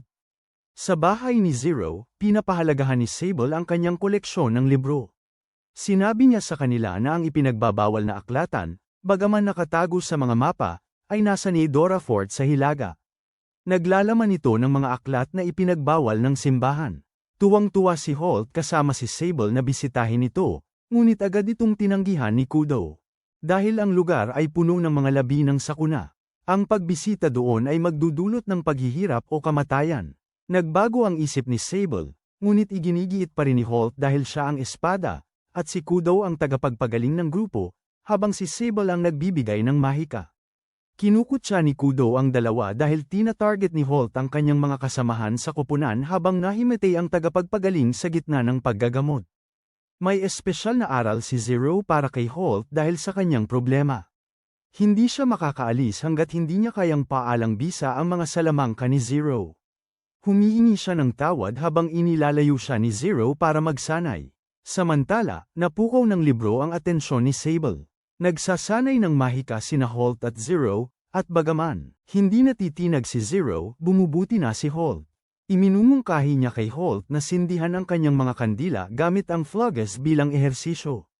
Nagrereklamo siya dahil wala siyang sapat na mahika, na sinagot lamang ni Zero sa pagpapakita ng kanyang kapangyarihan. Ngunit dahil doon, nawala ng malay si Zero at bumagsak sa lupa. Sinubukan ni Sable na maglipat ng mahika sa pamamagitan ng kamay, ngunit nabigo. Iminungkahi niya na ilipat ito sa pamamagitan ng labi, at nag-blush sina Holt at Kudo, ngunit tinanggihan ito ni Zero, na sinasabing ang pagkain ay magpapagaling sa kanya. Nahimatay siyang muli, ngunit binuhat siya ni Sable. Hiniling niya sa dalawa na kumuha ng pagkain mula sa Yauhei. Samantala, dinala niya si Zero sa loob. Si Zero, sinasabi sa kanya na huwag mag-alala at parang walang anuman ay sinasabi sa kanya na saksakin siya gamit ang isang kutsilyo. Maaaring mag-atubili siyang gawin ito gaya ng karamihan ng tao. Sinasabi niya kay Sable na kaya niyang kunin ang lahat ng lakas niya kung kinakailangan. Agad na napansin ni Sable na magkapareho ang kulay ng kanilang mga mata. Itinatanggi niyang may sinabi siya sa kanya, sa halip ay binabanggit ang kanyang ama. Pagkatapos, itinuro niya ang librong pinili ni Sable. Gusto niya ng libro tungkol sa mga halamang gamot, kaya yon ang pinili niya. Kahit na napakasama ng sulat kamay, naiintindihan ni Sable ang nakasulat. Binabanggit niya na gumagamit ang mga mangkukulam ng mga paraan para hindi maalis ng mga tao ang kanilang mga libro. Sinasabi niya sa kanya na ang may akda ay ama ni Sable. Binabanggit ni Sable na hindi siya katulad niya. Ipinapaliwanag ni Sable na madaling, naiintindihan ay aakay sa kanya upang matuklasan ang mga sekreto nito sa lalong madaling panahon. Sa wakas, nagpakita si Yauhei. Medyo maliit siya. Ipinaliwanag ni Zero ang bawat galaw niya bago siya pumasok sa silid. Nagpasalamat si Yauhei kay Sable sa pananatili sa kanya, ngunit humingi siya ng paumanhin dahil hindi niya maipasa ang mahika sa kanya. Pinutol ni Zero si Yauhei upang tugunan ang isang bagay. Sa gubat, naghahanap sina Leos at Sable ng pulang bulaklak upang maghanap ng mga dahon ng tsaa. Binanggit ni Leos na lumaki na si Sable mula noong kaya na niyang sumakay, kaya sinabi niya sa kanya na mag-aral din para makasakay din siya agad. Pinag-iisipan ni Sable si Zero, tinatanong siya kung gusto niyang maging tagapagbigay ng mahika o isang mage. At hindi niya kailangang matuto kung ayaw niyang maging mage. Nasaksihan ng dalawa ang isang bangkay na malamang ay inatake ng mga lobo, kung saan sinabi ni Sable na hindi niya sila kayang protektahan laban sa mga lobo. Sa wakas, narating nila ang mga pulang bulaklakan, at silang dalawa ay nagalak. Tinanong siya ni Leos tungkol sa susunod nilang pakikipagsapalaran, habang kailangan ni Sable na magsanay ng mahika ng mag-isa. Nalungkot si Leos dito, kaya hiniling ni Sable na samahan siya sa pagsasanay. Muling sumaya si Leos, at sinabi niyang pakakasalan niya siya balang araw. Biglang nakaramdam si Sable ng isang nakababahalang aura, at mula sa loob ng kagubatan, isang bowl ang may mga spike ang lumitaw at nagpaputok ng mga tinik sa kanila. Tinamaan nito si Sable sa iba't ibang bahagi ng katawan habang tinamaan si Leos sa tiyan ng isa. At may lumalabas na dugo. Agad na binuhat ni Sable si Leos na nanghihina at sinabi sa kanya na kumapit. Hindi niya sinugal na gamitin ang kanyang pabago-bagong panggagamot kay Leos, kaya binuhat niya ang bata pabalik sa nayon. Nawala ng malay si Leos sa kalagitnaan ng daan. Umiyak na lamang si Sable dahil hindi siya nagprakti ng panggagamot. Tinawag niya si Luz para humingi ng tulong. Dumalaw ang isang itim na ibon at sinabi sa kanya na tumakbo, sinasabi sa kanya na paparating si Zero. Nagsimula siyang maglakad patungo sa patutunguhan. Naabutan siya ni Yaohei at Zero sa wakas, ngunit sinabi nila sa kanya na matagumpay niyang naingatan si Leos. Pumasok din si Luz sa kagubatan. Parehong nagdurusa sina Leos at Sable mula sa pagkawala ng dugo. Kaya, sinabi ni Zero kay Luz na bigay niya ang kanyang dugo. Binitawan ni Zero ang isang spell at sa wakas ay pinagaling sila. Ang nakakatawa, gaya ng mga baguhan, sina Zero at Luz ay bumagsak dahil sa kakulangan ng mahika at dugo, ayon sa pagkakabanggit, at kinukutya nila ang iba dahil sa parehong mga isyu. Samobra ang kuha ni Zero ng dugo mula kay Luz at nakakita ng mga bituin sa araw. Umiiyak pa rin si Sable tungkol dito habang pinasasaya siya ni Holt. Sa bayan, ipinagmamayabang ni Leos na nakipaglaban si Sable sa isang halimaw, ngunit ginagawa niyang bida ang kanyang sarili sa kwento, kahit na siya ang tunay na Zero dito. Nabanggit ni Luz na nabasa niya ito sa ipinagbabawal na aklatan, kung saan nagkukunwari ang nilalang bilang patay na hayop at saka umaakit ng biktima. Ito ay tinatawag na huwag akong galawin, isang gawaing demonyo para pahirapan at patayin ang mga tao. Nagpatuloy si Yaohei upang makipagkita sa pari. Nakasalubong niya si Hold'em habang paalis ito. Sa simbahan, sinabi ni Hold'em kay Yaohei tungkol sa mga taong nagbibenta ng mga labi ng sakuna. Akala ni Hold'em ay walang katotohanan ito, pero baka maniwala na siya ngayon. Isinama niya si Lily para hanapin ang salarin. Kailangan nilang umalis ng baryo para hanapin sila, bagamat medyo nag-aalangan siyang umalis. Natatakot ang kanyang mga kaibigan sa nilalang na sumalakay kay Sable. Sabi ni Yaohei, kasalanan niya rin dahil hindi niya sinuri ang mga kakaibang pangyayaring ito sa kagubatan. Umalis si Yaohei para ipaalam sa kalapit bayan. Kinukutya siya ni Hold'em dahil sa mahinang depensa ng bayang ito, ngunit sinasabihan lamang siya ni Yaohei na walang kakayahan dahil hindi gawain ng tagalabas na makialam. Kaya, kung si Hold'em ay di umano'y kompetitibo, ipinagkakatiwala ni Yaohei sa kanyang pangangalaga ang proteksyon ng dalawang mangkukulam habang umaalis si Yaohei at ang pari sa bayan. Biglang sumulpot si Zero dahil sasama siya at poprotektahan sila kahit pagkatapos ng lahat ng pagkaubos ng kanyang mahika. Binanggit ni Hold'em na ang mga Beastfallen ay dapat makipagtulungan sa mga mangkukulam. Sinabi ni Hold'em sa tatlong estudyante na narito siya upang siyasatin ang bayan. Nagalit siya sa kanila at pinatakbo sila palayo. Isang taong nakahiga sa kama dahil sa pagkawala ay nagtatanong kung bakit siya narito. Kung sakaling gumamit siya ng isang labi, babagsak ang nayon. Tinatanong niya si Los kung kaya niyang harapin ang problemang ito dahil siya lang ang pinagkakatiwalaan ng amo ng mangkukulam na si Sorna. Ngunit namatay si Sorna sa pagtatanggol sa kanyang mga tao at hinihiling kay Los na protektahan din sila, dahil ang nayong ito ang kanyang pangarap. Ang kabayaran sa kanyang trabaho ay ang pag-access sa Grimoire of Zero.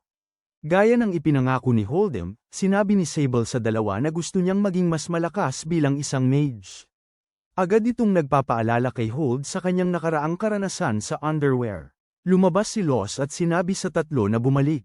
Samantala, sinira ni Holden ang isang kapsula na puno ng dugo, na nagpalaya sa mga tanikala ng Arbiter na nakatago sa gubat. Hiling ni Sable sa kanila na turuan siyang mag-cast ng mahika habang pinupunan niya ang kanilang mahika. Natural lamang na may hingin siyang kapalit. Inaamin ni Hold na labis silang umasa sa kanya. Ngunit muli, parang batang babae na may crush, siya ay namula at nag-aalangan na nagtanong kung baka kailangan niyang maglipat ng mahika sa pamamagitan ng halik. Tinanggihan niya ito na nagpatawa ng bahagya kay Hold, na nagpapahayag ng kanyang gawa-gawang kasiyahan. Tinanong niya kung hahalikan ni Sable ang isang babae, na sinang-ayunan naman niya. Sumabat si Holt dahil hindi niya papayagan na halikan ni Sabina na ito ang ibang lalaki tulad ni Sable. Humingi si Hold'em kay Holt ng walang lamang bahay na matutuluyan. Inilayo ni Ole si Sable para sabihang lumayo kay Leos, kahit na hindi niya kasalanan ang nangyari. Kaya, tinanong niya si Oles kung maaari siyang ilabas nito kapag lumakas na siya. Pumayag si Oles at ituturo rin kay Leos ang tungkol sa gubat pagsapit ng panahong yun. Biglang sumulpot ang maskuladong arbiter sa likod ni Sable, pinatulog si Sable sa pamamagitan ng pagpigil sa leeg, at sa pilitan siyang kinuha. Tumakbo ang kanyang karwahe sa gubat habang nakatali si Sable. Nagkaroon siya ng pagbabalik tanaw sa kanyang ina na nagbabala sa kanya na huwag lumapit sa isang mangkukulam na may mga matang katulad niya. Isang mangkukulam ang pumasok na may palakol at nagbanta kay Sable na lumabas kung ayaw niyang mamatay ang kanyang ina. Agad siyang lumabas mula sa kanyang harang, at sa sumunod na sandali, tinaga ng mangkukulam. Putol ang ulo ng kanyang ina sa mismong harapan niya. Ang pakiramdam ng kanyang mahika ay kaaya-aya sa kanya, ngunit si Sable ay nagpapadala ng mas maraming kapangyarihang mahika sa kanya, at siya ay namatay ng masakit agad. Inalis ng arbiter ang maskara ni Sable, sinampal si Sable na umiiyak, humihingi ng paumanhin dahil utos sa kanya na kunin siyang buhay. Tinanong niya kung siya ay kinukuha ng sapilitan, ngunit tinanggihan ito ng arbiter, siya ay isang kasangkapan lamang para magawa ang trabaho. Sina Holt at Kudo ay naabutan sila pagkatapos subukang sumakay sa mga kabayo kahit papaano, bagaman sila ay nabigo dito, ngunit narating nila si Sable. Kinuha ng arbiter ang kanyang sandata dahil hindi sila. Mayroon silang pagdadalamhati ngayon. Sa kagubatan, inaalis ni Los ang mga tinik bilang gawain para makapagbasa ng aklat ni Zero bilang kapalit, ngunit nakita niya ang isang binatang natigilan dahil sa mga bubuyog sa malayo, humihingi ng tulong.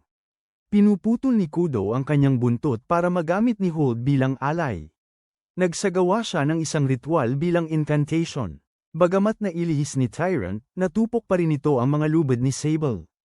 Nakalaya si Sable at kinuha ang arbiter, sinasabing papatayin niya ito kung gagalaw ito. Habang binubuhat pabalik ang nasaktang lalaki, natagpuan ni Los sina Hold'em at Oles na nakatulog. Naalala niya na sinabi ni Oles sa grupo na dinukot si Sable. Nagpas siyang sumunod ang dalawang bata, at kahit sinubukan niyang pigilan sila, siya at si Oles ay pinatulog sa pamamagitan ng mahika. Napagtanto niya na bumaliktad ang kanyang plano ng matukoy ni Los na gusto niyang magdulot ng insidente para subukan ang grupo. Bagamat ayaw niyang saktan si Sable, sinabi ni Los na hindi papayag si Sorna sa lahat ng ito. Si Hold'em ay tensyonado habang ginagamit niya si Tyrant para sa pagsubok na ito, ngunit baka samobra siya. Si Los ay naguguluhan sa balitang ito. Binugbog ni Tyrant si Sable at dinurog ang kanyang mga kamay sa isang hampas ng kanyang martilyo. Ganoon din ang ginawa niya sa dalawang iba pa. Sinasabi lang niya na sumugod kapag may pagkakataong pumatay. Ang pari ay nagpakita bilang si Lily, ipinababatid sa kanya ang tungkol sa isang dayuhan na pumunta rito. Gusto niyang kunin si Tyrant ng buhay para ibunyag ang impormasyon. Inuulit niya ang mga linya na sinabi ni Tyrant kay Sable at ginagawang katatawanan siya.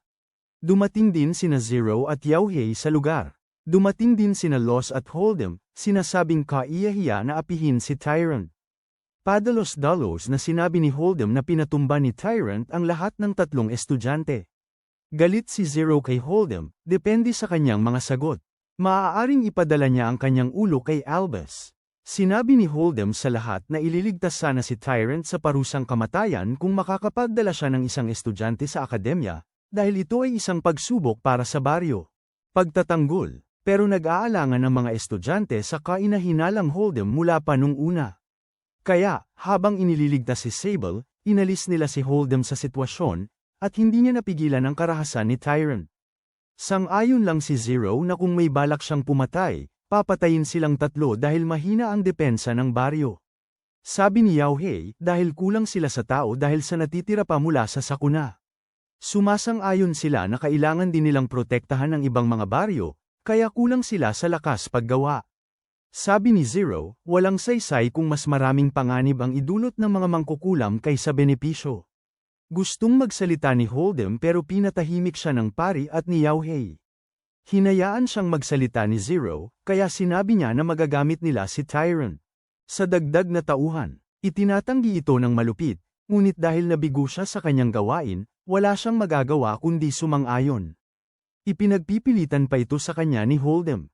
Tutol dito si Hold, dahil ang taong nagtaksil sa simbahan ay maaaring magtaksil din sa kanila. Sinubukan niya silang patayin kaya hindi niya siya mapapatawad. Sabi ni Zero na hindi siya mali kung gusto nilang maghiganti. Nakikita ng mga tao ang mga mangkukulam bilang kontrabida dahil pinatay nila ang kanilang mga mahal sa buhay, kaya kumukuha ng mga taong tulad ni malupit ang paksayon na laban sa mangkukulam. Kahit na marami na siyang napatay, pinuprotektahan niya ang nayon upang magbayad sa kanyang mga kasalanan. Sabi ng pari na pareho rin siya, dahil pinatay niya ang sinumang inutos sa kanya ng simbahan, kaya karapat-dapat din siya sa parusang kamatayan sa ganitong paraan. Sumugod si Lily dahil hindi nila basta-basta pwedeng patayin ang pari. Marami ring napatay na mangkukulam sila gamit si Ludens.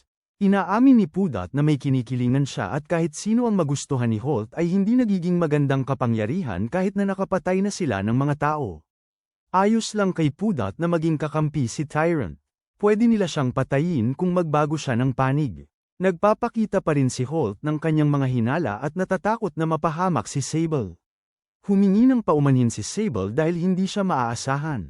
Dahil sa pagkabigo, sinabi ni Pudot na parusahan na siya at para tumahimik. Pumayag na rin si Holt na bantayan siya kasama si Yao Hei, at mananatili siya sa bar.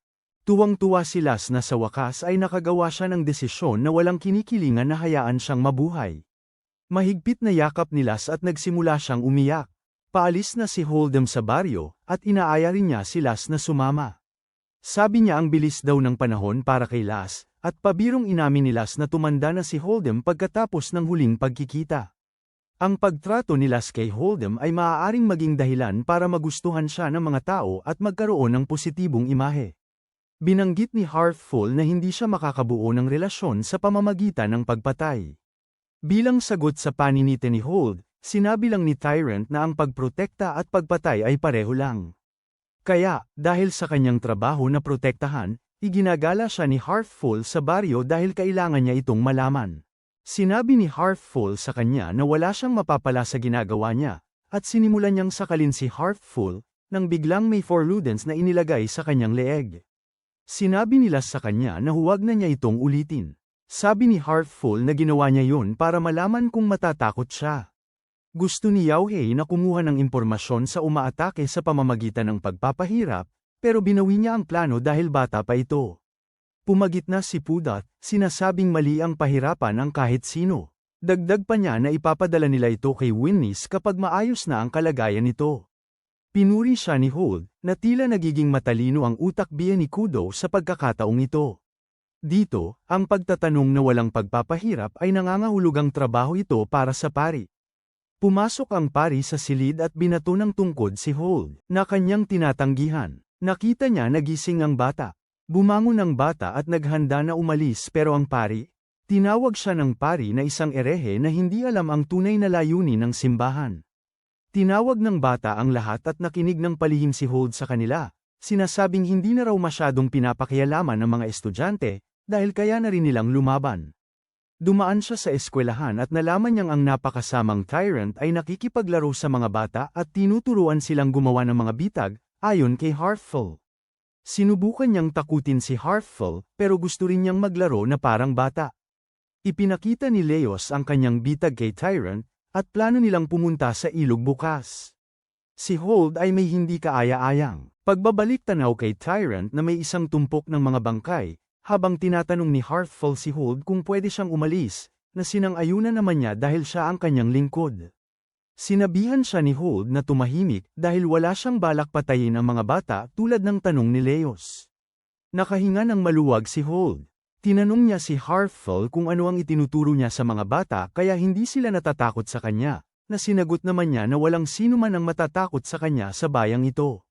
Nakatanggap ng mensahe si Pudo mula sa isang daga na ipinagpaliban ang paglilipat, kaya inutusan niya ang batang umaatake na samahan siya. Lumabas ng bayan ang bata at si Pudo.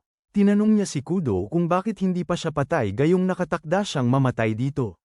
Hinawakan ni Pudo ang kanyang kwelyo at sinabing dapat na siyang umalis. Makilala sa kasaysayan sa pamamagitan ng mabubuting gawa, hindi tulad ng baluktot na moral na itinuturo sa kanya. Ngunit tinuturuan siyang pumatay ng mga mangkukulam at mga nilalang na nagkasala. Inaalis ni Pudo ang kanyang kwelyo at sinasabi sa kanya na sumunod sa kanya. Sabay silang nanananghalian at natutuklasan ng bata na masarap ang pagkain na ginawa ni Lily. Nagigising ang kanyang panlasa at hindi makapagpas siya kung aling ulam ang pinakamasarap kapag tinanong. Pinahahalagahan ni Pudo ang sopas ngunit pinapuna ang mapait na sarsa at ginagaya ang pari ng perpekto kung natikman niya ang sarsa. Sinabihan nila ang bata na manahimik tungkol sa pagluluto ni Lily para sa pari. Tinatanong niya sila kung bakit siya nakaupo dito. Sabi ni Pudo, para tikman ang pagkain ginawa ng isang nilalang na nagkasala kasama ang isa pang nilalang na nagkasala. Sinasabi niya sa kanyang isuka ang pagkain kung siya ay pangit sa kanyang hitsura, ngunit hindi siya sumasang-ayon. Umalis siya ng bahay at nagpasalamat ang bata kay Lily, sinasabi sa kanya na huwag humingi ng paumanhin sa kanyang hitsura. Masaya siya tungkol dito. Nagbalik ang dalawa at sinabi ni Pudo sa kanya na walang saysay ang tumakas at dapat siyang matulog. Nagpalitan sila ng pangalan at ang kanyang pangalan ay Cody. Umalis si Pudo sa silid sa paraang nakakatawa. Sa wakas ay kontento na si Katie sa ilang bagay at umiiyak sa mga kasinungalingan ng simbahan sa kanya. Ipinakita ni Sable sa wakas ang unang orasayon ng mahika na natutunan niya mula kay Zero sa iba. Humahanga sila sa kanya sa pagmanipula ng mga hugis na ito. Sinusubukan siyang gayahin ni Pudo at Hal. Sila, mahirap kontrolin. Humihingi ng tulong si Sable kay Loss sa isang eksperimento dahil kailangan niya si Ludens na gumawa nito sa halip ng mga tao. Ipinapahayag din niya ang kanyang nararamdaman na gusto niya si Loss. Nawawala ng kontrol si Loss at napaupo sa lupa, pilit na hindi mamula na parang dalagita. Sinusubukan niyang itaboy ang kanyang pag-ibig sa pamamagitan ng pagpapakita nito bilang isang platonic na pagkakaibigan. Lalo lamang niyang pinalalala ang lahat dahil gusto niya siyang pakasalan at maging katuwang na parang mga hayop sila. Ginagawa niya ang lahat ng mahinahon. Pudo at Hal, huwag mo lang pakinggan ang pinagsasabi niya. Sumabat si Hal, sinasabing hindi niya maaaring pilitin ang pagmamahal dahil masyadong biglaan ang lahat ng sinabi niya. Pagkatapos ng lahat ng gulo, hinihiling niyang kalimutan ni Loss ang lahat pero hindi niya ito magawa ngayon. Naalala ni Katie ang isang away sa simbahan kung saan ang mga mangkukulam ay kinukundina bilang walang awa at nagdadala ng kapahamakan dahil sinira nila ang mga pamilya. Nilalason ang isip niya ng simbahan para pumatay ng mga mangkukulam habang nakatayo siya sa pagitan ng mga bangkay. Nagising siya mula sa kanyang panaginip at nakita si Hal, na nag-aanyaya sa kanya na mangisda kasama sila. Ang mga bata, ang mga taga-Hearthful ay inihatid sa ilog ni Hal, Kudo, Tyrant, at Katie. Nagtataka si Katie na nagtitiwala pa rin siya sa traidor na si Tyrant. Pinalaki rin siya sa simbahan at pinagtaksilan din niya sila. Pero gayunpaman, hindi pa rin siya nagtitiwala kay Tyrant kahit Katie ting. Ang pagtitiwala ay may halaga at nangangailangan ng panahon. Ipinangako ni Hal kay Katie na hindi nila siya sasaktan kung hindi siya mananakit ng mga walang kalaban-laban. Biglang kumulo ang sikmura ni Katie. Nagising ang natutulog na si Loss kay Sable, na nagdala ng tinapay sa kanyang silid. Inihinan siya nito ng tsaa at saka dumiretso sa punto. Gusto ni Sable na subukan ang isang potion na ginawa niya mula sa isa sa mga libro ni Zero. Bagamat ang sulat ay parang huling-hiling ng isang naghihingalong manok, nagulat siya na kayang intindihin ni Sable ang napakasamang sulat kamay na ito. Sinabi nito sa kanya na ang kanyang ama ang sumulat ng librong ito. Nagulat siya na alam nito ang tungkol kay 13 bilang kanyang ama. Isinantabi niya ang paksa ng kanyang ama at binigyang diin ang Gayuma. Ang libro ay nagtuturo ng paraan upang pag-isahin ang mahika at mga Gayuma. Kaya't ipinahid niya ang Gayuma kay Ludens, at kinuha ni Ludens ang test tube mula sa kanya at ininom ito ng buo. Masaya si Ludens dahil sinabi ni Loss na nagbigay ito ng katumbas na mahika ng 2 salamangkero. Nangako siyang babalik na may iba't ibang uri ng Gayuma para sa mas magandang pag-eksperimento. Sinabi rin ni Sable sa kanya na gusto niya siya dahil nagmamalasakit siya kay lahat. Sinasabi niya ito dahil sinabi ni Hal sa kanya na sabihin ang mga gusto niya tungkol sa kanya. Sinusubukan niyang baguhin ang usapan at ibaling kay Hal, pero binanggit nito na nakakakilabot ang ngiti niya kapag nandyan siya palagi para sa kanila. Sabi ni Lois, babantayan niya si Katie, pero sabi ni Sable, nasa ilog siya kasama ang grupo. May mga alaala si Tyrant ng pagmamaltrato ng kanyang ama dahil sa paggawa ng mga bitag na inutos mismo nitong gawin niya. O baka isa lang siyang pangit na bata kaya siya napalo. Kalaunan, nakilala siya sa kanyang talento sa paggawa ng mga bitag na walang puso, hindi nagpapakita ng awa sa target. Kaya, gumawa siya ng mga bitag para sa isang noble upang hulihin ang mga kriminal na pinakawalan sa gubat. Pero wala ni isa makatakas sa kanyang mga patibong. Tumanggap siya ng kahilingan na gumawa ng mga patibong upang higit pang pahirapan ang mga biktima. Maging ang pari ay kinilala ang kanyang talento at sinabi sa kanya na mamatay o mamuhay sa isang masakit na buhay, kung saan pinili niya ang huli. Ipinakita ng mga bata kay Tyrant ang mga isdang nahuli nila gamit ang kanilang mga kamay at hindi ang patibong. Tinanong niya si Heartful kung siya ay galing sa Hilaga at kung nakatira siya sa isang nayon ng mga mangkukulam, bagaman may some ire sa kanyang bayan. Sumagot lamang siya na hindi maaaring kamuhiin ang buong populasyon dahil sa krimen ng isa. Sinabi ni Tyrant na kung ang kanyang anak ay hinabol, kamumuhian niya ang propesyon. Ngunit sinabi lamang ni Heartful na siya ay magiging isang mangangaso upang maiwasan ang pagkakamali ng nangangaso ng mga bata. Iyon ang kanyang likas na katangian. Nakakaramdam si Cody ng di mapalagay at labis na naghihirap. Kinumprante ni Holt si Tyrant kung may nararamdaman siya para kay Heartful. Hindi niya ito maipaliwanag, pero ang pakiramdam ay nagpapahirap sa kanya. Sinabi ni Holt na magiging maayos ang pakikitungo niya sa lahat. Tumayo si Katie at nagsimulang maglakad na parang walang buhay. Bigla na lang, bamuka ang kanyang tiyan at sumulpot ang kanyang bibig, na walang habas na sumisigaw na gutom siya. Sumugod si Tyrant at iniligtas si Heartful pero nawalan siya ng isang braso. Nagbato ng spell si Holt at inatake ang dating si Katie, pero hindi ito umubra sa kanya. Sinabi ni Tyrant na apektado rin si Katie ng labi ng sakuna. Sinabi niya sa dalawa na, ihatid ang mga bata, ngunit kusa itong ginagawa ni Heartful. Gusto ni Puda na pagalingin ang kanyang braso, ngunit sinabi ni Holt na maghintay. Pakiramdam ni Tyrant ay walang silbi kung wala ang kanyang sandata. Kaya pinigilan niya si Katie gamit ang kanyang katawan habang binabasa ni Holt ang mahabang dasal mula sa Biblia. Nasaksak si Tyrant sa likod at nawala ng binti, ngunit tuluyang natakpan si Katie. Sandali lang ang kanilang kasiyahan nang mawasak ng zombie na si Katie ang kulungang bato. Muling inilalagay ni Tyrant ang kanyang buhay sa panganib para makapag-cast si Holt ng kanyang dasal. Ipinangako ni Holt kay Tyrant na hindi nila siya hahayaang mamatay. Isinakripisyo ni Puda ang kanyang buntot para makapag-cast muli si Holt ng Flogus.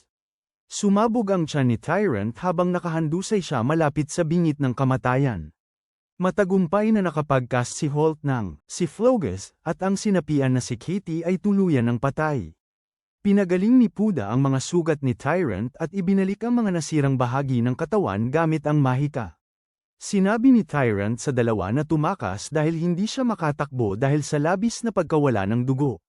Mga labi ng sakuna ang lumabas mula sa sunog na bangkay. Agad silang pinagsabihan ni Tyrant na dumapa sa lupa, dahil si Lois ay sumulpot mula sa likod at kinain ang libu-libong labi kasama si Ludens para iligtas silang tatlo sa wakas. Si Holt ay nakakaramdam lamang ng lungkot at galit sa pagkamatay ni Katie at sa utak sa likod ng lahat ng nangyari. Sinabi nila kay Sable na huwag magdalamhati dahil wala siyang nagawa, dahil ayaw nilang umasa sa kanya ng lubusan. Mula sa malayo, lumitaw ang hari na mananakop na dragon, muli at nagdadala ng balita na ang tatlo ay inutusan na bumalik sa Winya bago maging larangan ng digmaan ang nayon. Naguguluhan at nagtataka ang tatlo sa pahayag na ito, kaya tinatanong nila si Zero tungkol sa lahat.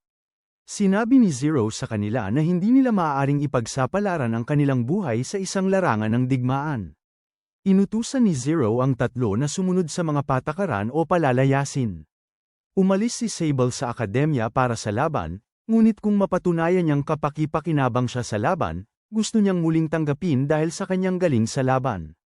Tinawag ni Zero ang matapang na pagpapanggap na ito na isang kalokohan. Sinabi niya na sinabi sa kanya ni Lois na hindi maaaring sumalakay pabalik ang mga mage sa kanilang sumasalakay.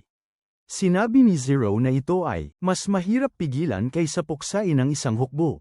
Sabi niya, ang mga mahiwagang Geuma ay isang paraan para gawin yun, at kapag naperpekto ang Geuma sa tulong ni Holt at Kudo at dagdag na impormasyon mula kay Tir Andy, magtatagumpay sila.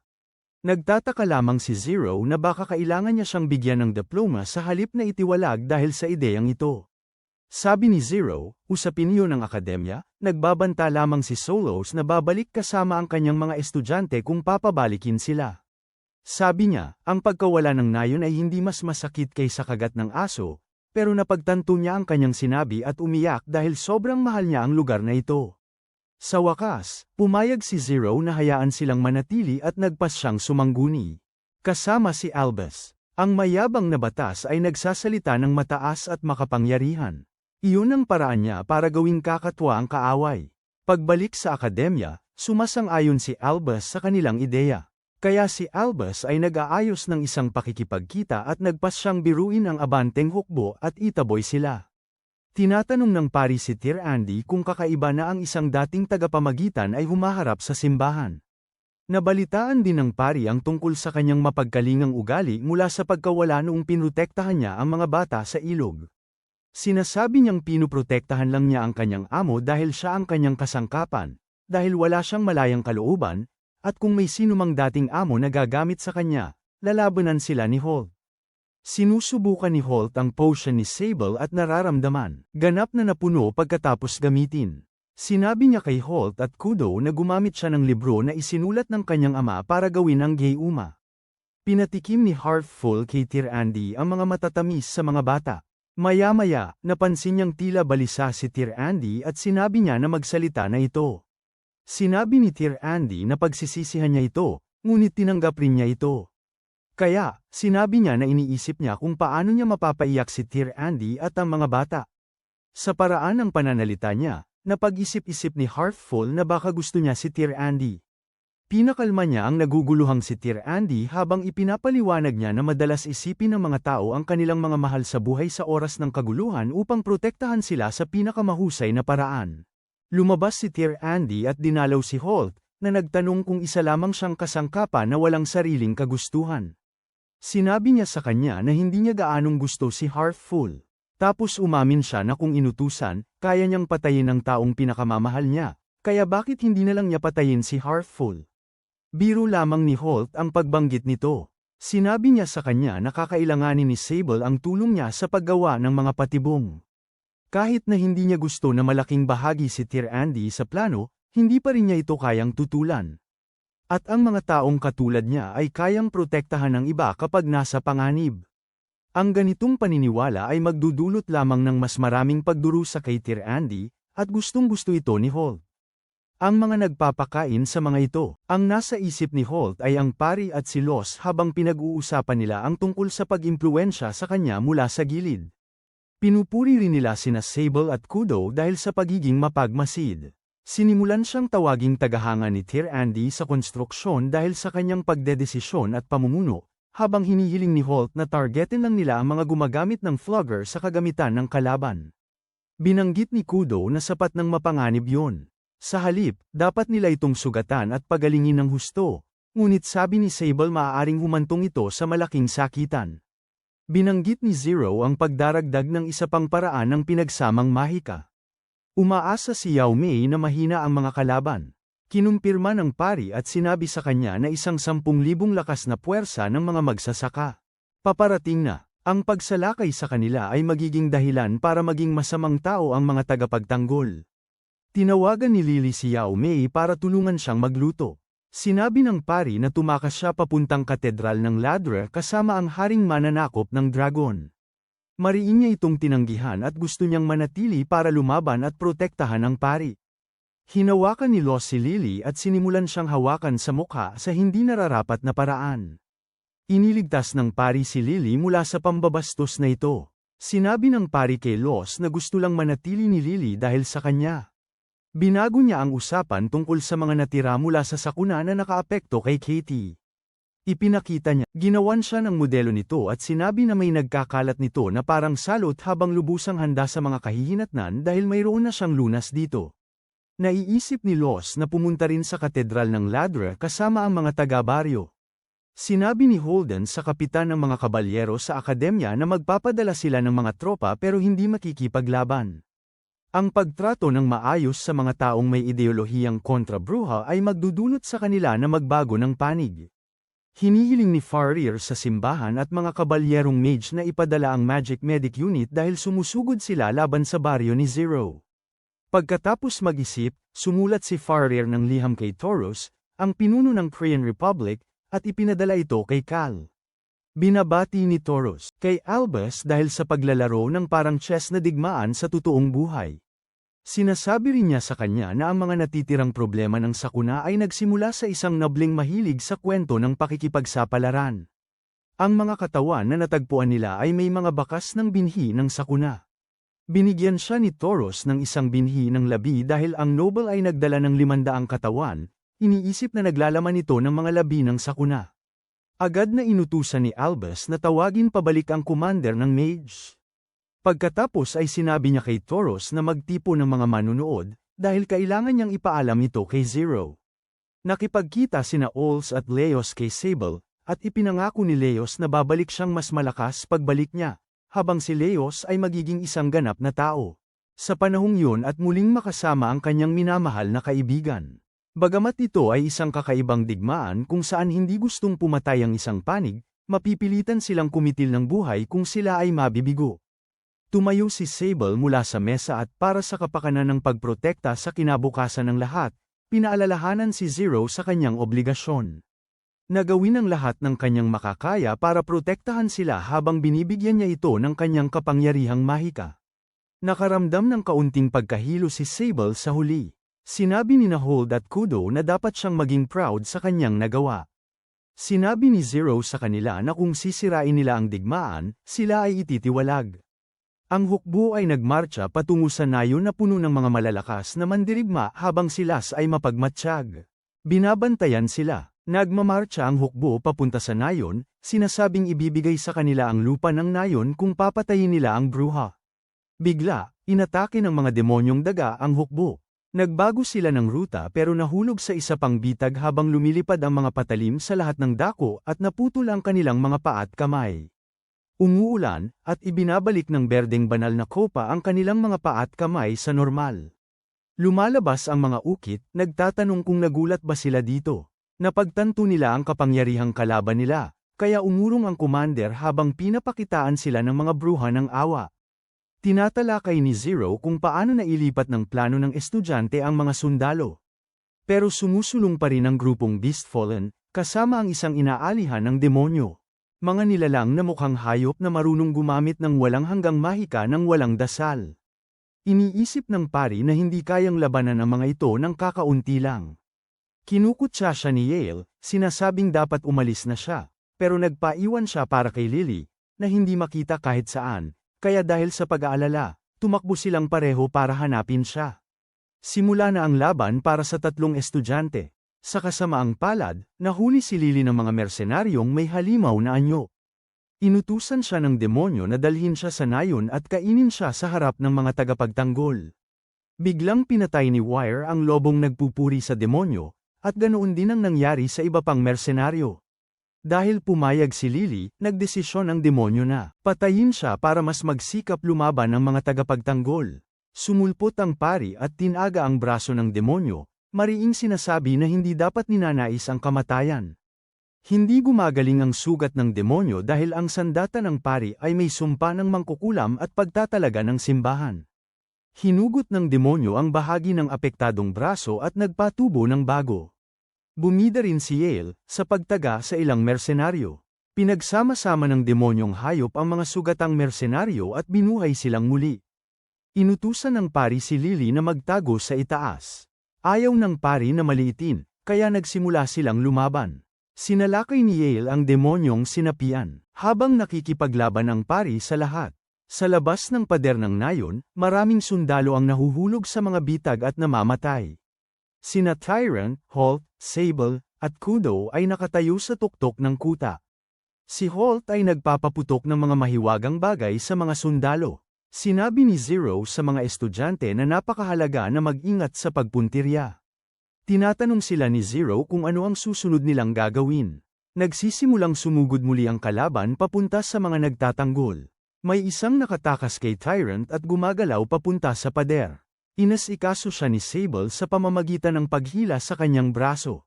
Ayaw ni Pudo na hawakan siya ni Sable ngayon. Nilabas ni Holt ang kanyang pinakamabisang atake at pinaputukan ang lahat ng tumpak na atake ng walang anumang dasal. Bumaba si Pudo at ginagamot ang mga sugatang sundalo. Tinanong ni Zero ang mga nahulog halimaw tungkol sa kanilang susunod na hakbang. Nayanig ang lupa nang magbanggaan si Yahweh at ang demonyong sumasanib. Napaikan si Yahweh nang tawagin siyang matanda ni Pudo. Sinakal siya ng demonyo, pero gumanti siya sa pamamagitan ng paghiwa sa braso nito at pagtusok sa leeg. Kaya humingi ng tulong si Yahweh kay Zero. Inutusan niya si Yahweh na tumakbo palabas ng pader sa kanyang senadoryas at nagsimulang mag-usal ng mahika. Dumilim at naging berde ang langit, at pagkatapos ng mahabang pag-usal mula sa Biblia, sinenyasan niya si Yahweh. Unti-unti nilang nilalamon ang mga demonyong sumasanib. Ipinapaalala lamang ni Zero na kayang wasakin ng isang masamang salamangkero ang mundo.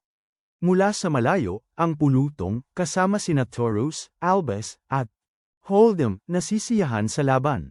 Habang ang kanilang talunang hukbo ay tuluyang umatras, maaaring hindi gusto ni Albus na maging taunan nito gaya ng hiling ni Taurus dahil napakamahal nito.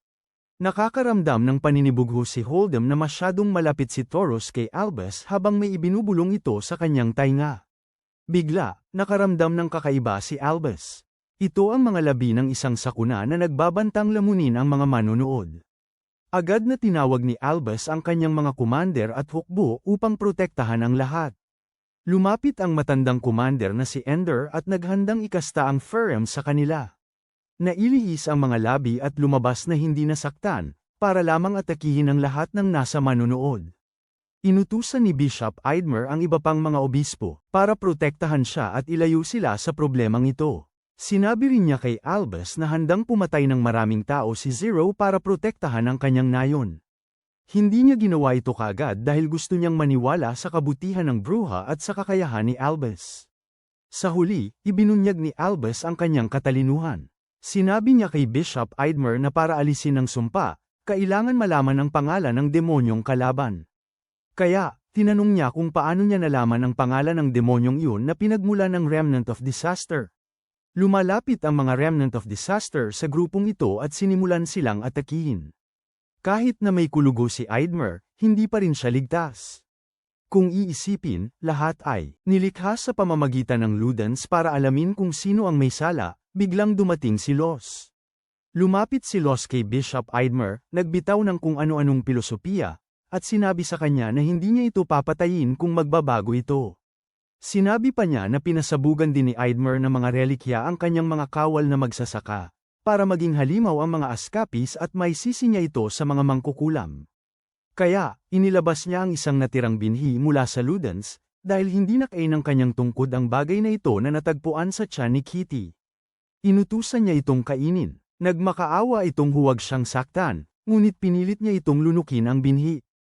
Ang digmaan ang usap-usapan ng bayan, at ang nayon, dahil natalo ang isang hukbo na may 10,000 sundalo ng isang simpleng nayon na walang nasaktan sa magkabilang panig. Kahit na dinala pa nila ang mga labi ng sakuna, sa akademya ng mga mahihina, tinawag ni Albus ang tatlo para ibigay sa kanila ang kanilang mga diploma. Nagalit si Albus kay Holland na nawala na ang kakayahan nilang magtiwala dahil sa pinagdaanan nila, at umiyak na parang sanggol. Humiling si Holt kay Albus na tulungan silang humanap ng trabaho. Gusto ni Puda na sumali sa simbahan at maging mage habang gusto ni Sable na pumasok sa pananaliksik sa mahika. Sinabi niya sa kanila na mayroon siyang perpektong trabaho para sa kanila. Ang tatlo ay bumalik sa nayon para kunin ang kanilang mga gamit. Ibinigay ni Zero ang libro ni 13 kay Sable dahil alaala ito ng kanyang ama, at hindi rin naman niya ito maintindihan kahit kailan. Nabanggit ni Sable na, sa huli, isinulat niya ito para sa kanyang mga kapatid, na nangangahulugang si Zero mismo. Sinabi rin niya sa kanya na ang pagpapalit ng 13 sa libro ng Zero ay mabilis na naiintindihan at binabago ang pagkakahati ng bawat pahina.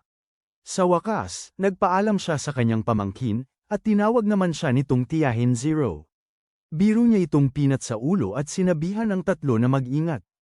Nagpa siya ang malupit na hari na manatili sa baryo. Binigyan ni Lily si Puda ng pagkain, at nagsimula itong umiyak na parang papasok sa trabaho ang kanyang anak. Sinabi ng pari sa kanila na umalis na. Talaga niyang ayaw ng mahahabang pamamaalam, parang isang matandang tiyuhin. Galit na sinabi ni Leos kay Sable na gusto niyang sumama sa kanya sa isang pakikipagsapalaran. Nangako si Sable na pupuntahan niya siya kapag malaki na si Leos. Kinakabahan si Puda tungkol sa susunod nilang gawain. Magtitipon at magdadala sila ng impormasyon tungkol sa mga labi ng sakuna mula sa ipinagbabawal na aklatan, kahit na maaaring maging peligroso ang misyon. Labis na natutuwa si Sable na nagtatapos siya kasama ang dalawang ito. Namula at nahihiya sina Puda at Holt habang ipinapahayag niya ang kanyang pagmamahal sa kanilang dalawa. Sumigaw si Old kung bakit mas lalo niya siyang nagugustuhan, kahit hindi niya ito masasagot. Inatake siya ng kanyang pagkahilo sa biyahe, muli dahil nagiging sanhi na naman ito ng isa pang gulo sa loob ng karwahe. Gayunpaman, sa huli, sinabi ni Sable na gusto niyang makita muli si Leos.